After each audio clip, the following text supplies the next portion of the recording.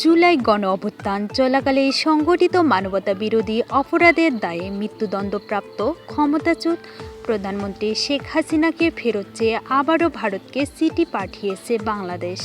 আজ রোববার পররাষ্ট্র মন্ত্রণালয় সাংবাদিকদের একথা জানান পররাষ্ট্র উপদেষ্টা মোহাম্মদ তৌহিদ হোসেন।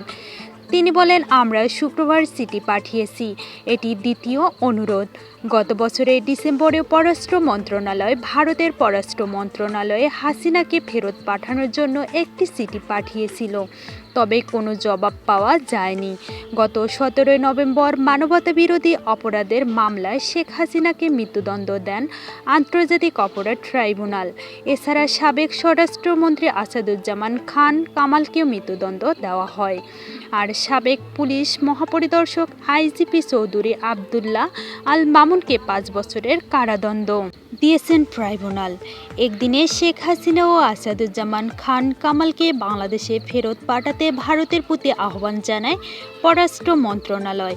এক বিবৃতিতে বলা হয়েছে, মানবতাবিরোধী অপরাধে দণ্ডপ্রাপ্ত এই ব্যক্তিদের দ্বিতীয় কোনো দেশ আশ্রয় দিলে তা হবে অত্যন্ত অবন্ধুসুলভ আচরণ এবং ন্যায় বিচারের প্রতি অবজ্ঞার শামিল।